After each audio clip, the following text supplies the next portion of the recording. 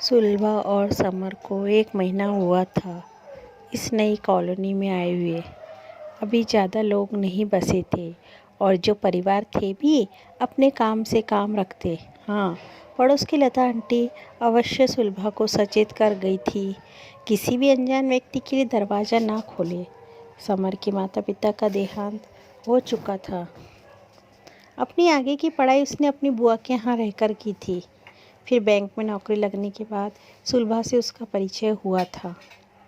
सुलभा उससे पहली ही नज़र में भाग गई थी। सुलभा की माँ का देहांत बचपन में ही हो गया था। माँ विहीन संतान को पिता ने अपने स्नेह से सींचा था। सुंदर होने के साथ साथ उसमें संस्कारों का भी मिश्रण था। पिता की तबीयत खराब होने के कारण उसे बैंक में कुछ कागजी कार्यवाही के लिए आना पड़ता था। समर की सहायता से समस्त कार्य निर्विघ्न रूप से हो गया, लेकिन प्रेम का अंकुर दोनों के हृदय में प्रस्फुटित हो चुका था। सुलभा के पिता ने सहर्ष इस विवाह के लिए सहमति दे दी थी। कुछ रिश्तेदारों की मौजूदगी में दोनों परिणय सूत्र में बंध गए थे। जीवन निर्बाध गति से चल रहा था। शादी के 1.5 सालों में नोकझोंक के सिवा और कोई झगड़ा नहीं था। इसी बीच 2 घटनाएं घटी। सुलभा के पिता हृदय गति रुक जाने से काल के गर्त में समा गए और समर का स्थानांतरण हो गया। दिल्ली में कुछ दिन तो घर व्यवस्थित करने में लग गए। आसपास का शांत माहौल सुलभा को बेहद सुकून देता। उस दिन बुधवार था। समर के ऑफिस जाने के बाद घरेलू कामों को निपटाकर सुलभा बरामदे की आराम कुर्सी पर बैठी मैगजीन के पन्ने पलटने के साथ ही अपने विचारों में खोई थी कि तभी एक आहट ने उसे चौंका दिया। कुछ घबराहट और लता आंटी की हिदायत को ध्यान में रखते हुए सुलभा ग्रिल खोलकर गेट तक आई। पहली ही नज़र में वो सुलभा को माँ जैसी लगी, लेकिन अगले ही पल अपनी आवाज़ को कठोर बनाते हुए उसने आने का कारण पूछा। महिला ने उत्तर दिया, उनका नाम निर्मला देवी है, दिल्ली में ही रहती है, किसी काम से बाहर गई थी, आज ही वापस लौटी है। स्टेशन पर ट्रेन लेट होने की वजह से उनके बेटे समय पर नहीं पहुँचे। वहाँ अकेली घर जाने के लिए निकली और रास्ता भटक गई।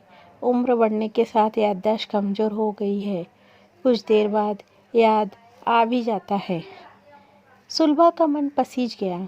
गेट खोलकर उन्हें बरामदे की कुर्सी पर बैठाया और एक ट्रे में पानी और मिठाई लेकर आई। निर्मला जी ने एक मीठी मुस्कान के साथ सुलभा को देखा। सुलभा के साथ बातें करते हुए वहाँ काफ़ी सहज हो चली थी, लेकिन सुलभा का दिमाग कहीं और ही दौड़ रहा था। उसने मोबाइल से समर को संदेश भेज दिया कि वो जितनी जल्दी हो सके घर आ जाए। संदेश मिलते ही समर आधे दिन की छुट्टी लेकर 3:45 तक घर आ पहुंचा। तब तक सुलभा और निर्मला जी दोपहर का खाना निपटा चुकी थी। समर ने एक संकशित नज़र निर्मला जी पर डाली और वहीं सोफे पर बैठकर वहीं कहानी सुनी जो उन्होंने सुलभा को सुनाई थी। समर को उन पर विश्वास नहीं हो रहा था। वहाँ शयनकक्ष में चला आया। उसने इशारे से सुलभा को बुला लिया और पुलिस को फ़ोन कर दिया।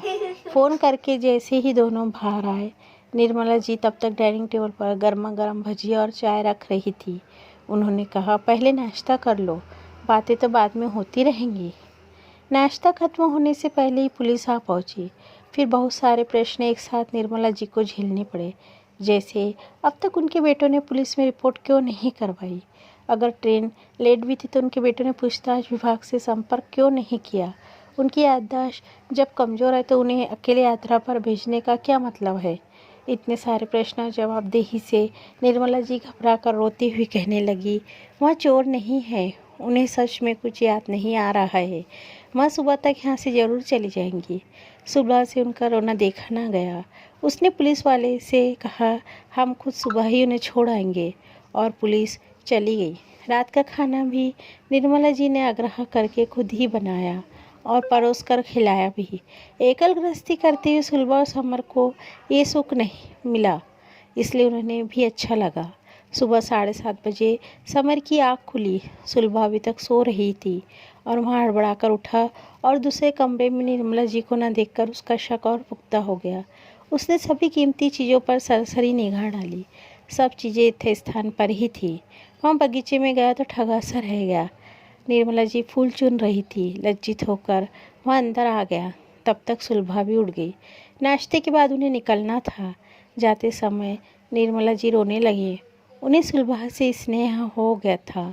सुलभा की भी आंखें भर आईं। समर के साथ गाड़ी में बैठकर वह रास्ता बताती जा रही थी। एक बार फिर संदेह कभी समर के मन में पनपा कि वहाँ कहीं याददाश्त जाने का नाटक तो नहीं कर रही थी। एक गली के मुहाने पर उन्होंने कार रोकने के लिए कहा और बोली, मैं यहाँ से चली जाऊँगी। समर की इच्छा थी कि एक बार उनके भरे पूरे परिवार को देखे। कम से कम इनके बेटों को तो एक बार हमारा धन्यवाद करना ही चाहिए।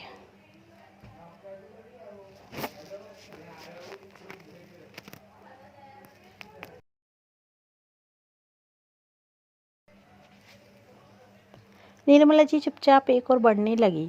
समर ने भी कार मोड़ ली, लेकिन कुछ देर जाने पर उनका मन नहीं माना और उसने वहीं कार छोड़ दी जहाँ उसने निर्मला जी को छोड़ा था। समर कार से उतरकर पैदल ही एक और चलने लगा। रास्ता वहीं खत्म होता था, इसलिए वहाँ बढ़ता गया। अचानक उसके कदम ठिठक गए। जिस तरह से घर का वर्णन निर्मला जी ने किया था, वहाँ एक वृद्धाश्रम था। गेट खुला हुआ था। समर आगे बढ़ा। तभी बगीचे में एक बेंच पर उसे निर्मला जी कई वृद्धाओं से घिरी हुई दिखाई दी।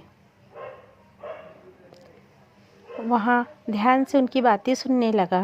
निर्मला जी बोल रही थी, मैंने झूठ बोला, लेकिन एक दिन मैंने अपने बचे हुए सारे दिनों की खुशियाँ पा ली। मेरे बेटों ने तो बोझ समझकर मुझे यहाँ ला पटका। एक बार हालचाल भी नहीं लेते। कल दुखी मन से मैं यहाँ से चली भी गई थी, लेकिन सुलभा और समर ने मेरी अतृप्त इच्छाओं को पूरा कर दिया। पर एक ही दुख है, मैं उन भले लोगों से झूठ बोला, उन्हें धोखा दिया। इतना कहकर वहाँ रोने लगी।